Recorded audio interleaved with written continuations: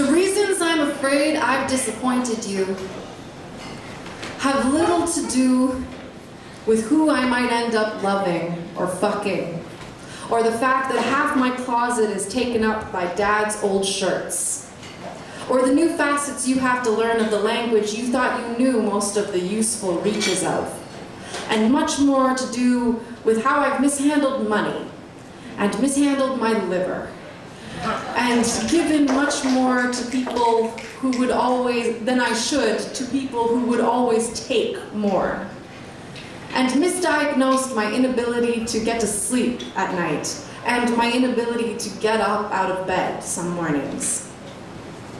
I've told you almost everything. I worry about your knowing the almosts I haven't told you, like that time when I almost unknowingly sipped date rape serum, or the time when I truly didn't know whether or not I'd been date rape drugged or just fucked myself up beyond recognition to myself and my very best friend. And hysterically, I dumped my limbs into my bed and called up Tyson in the middle of that night and told him that I wanted to give my body to the cold black ocean outside my door.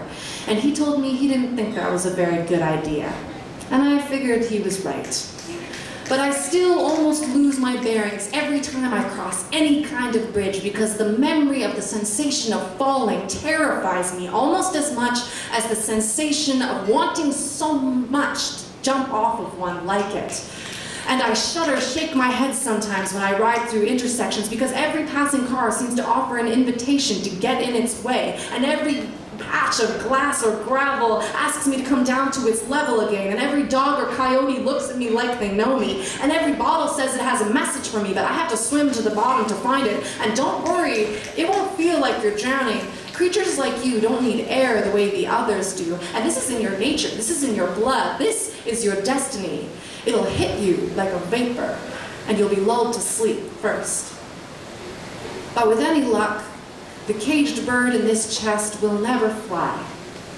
And I'll look at bathroom cubicles with a fondness for the jokes and loving declarations I've seen etched into them. And I'll remember the rubble of junior high and feel very, very far away. Music of that caged bird will bound over the stones at the base of my quarry and bubble up in my throat where there thrives an estuary that delivers song after song that can help make Merry Christmases and Happy Thankful Thanksgivings and most of all, Happy Birthdays, and make all the salt something that brings out the flavor and make all the missed opportunities seem more like openings where life could get served up in a way that I could savor it. And now I just feel so full when I used to feel so used up and empty because I made my body like a bar mop in a dive where no one does the laundry. I made my body like a bar of soap to wash out sad sinners' mouths with. I made my body like an old armchair into which my good intentions could sink as they sit. Kids are a funny phenomenon, aren't they? I believe that you tried to create me in your own image. That's to say, you tried to mold me to be the image of your dream. You always seemed something like a god or a goddess to me, and I love you without asking too many questions.